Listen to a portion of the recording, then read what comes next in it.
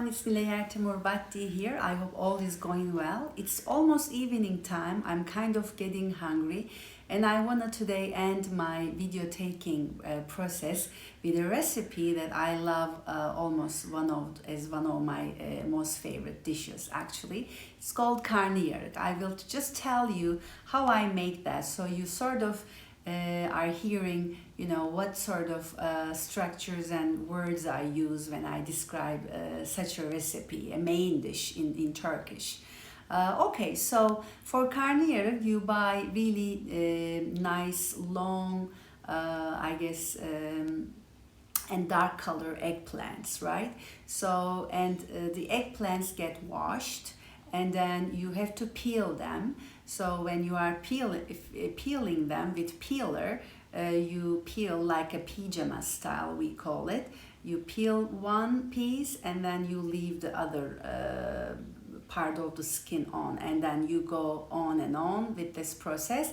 So it looks like a PJ, old style PJ on the eggplant. Okay, so we now in the old days, and I still think it's beneficial, you would leave these eggplants after you peel them, wash and peel them in salty water just to make the bitterness go away actually. Some people probably are still doing that. And then eggplant needs now basically frying. But before you fry, you split one side of it so that when you are frying, it sort of opens up. And it's important not to burn them, just to fry all over in the right amount and in the right time. So they are sort of ready now to be brought together with some stuffing, and I need to now describe you how I make my stuffing. You would need, unless you're a vegetarian person, some ground beef, some spices, and people who know me, they know I am very big on spices. I will use not just traditional spices but all kinds of world spices to make the to make the taste little richer. That's just my opinion.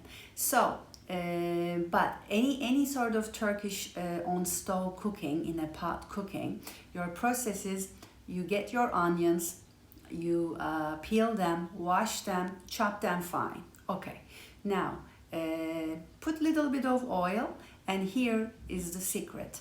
In Western cooking, even for cooking, you would need amounts mentioned, but I am not going to do that because everybody likes certain things, with more oil, less oil, more spices, less spices. Some people don't like much meat taste. Some people like lots of tomatoes. I think cooking is your own style.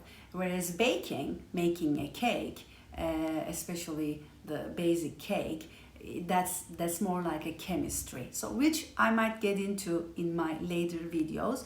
But let's go back to karnıyarık making, and we were at the stage of peeling and then chopping the onions fine. Okay, you put them in a pot filled with little bit of oil, right amount again. Mix it till they are nicely roasted, and then now you would add your ground beef. At that stage you might want to add some either tomato paste or pepper paste, or both, even with some tomato sauce, and if it's made at home, even better. Now you are, I think, ready to add your spices.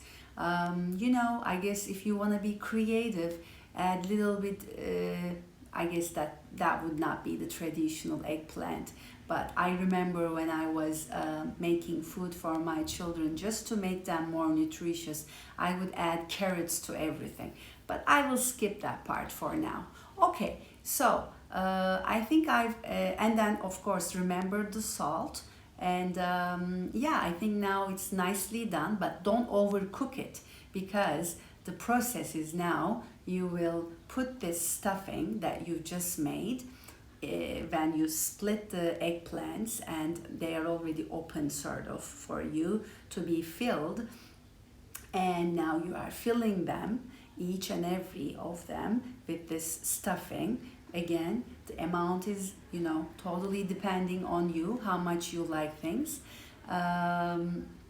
Now I make the sauce with water and also some, again, paste or tomato sauce.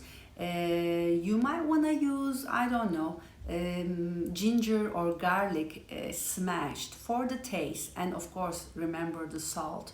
Again, make a nice sort of sauce water, and then now you are adding this, say on a tray.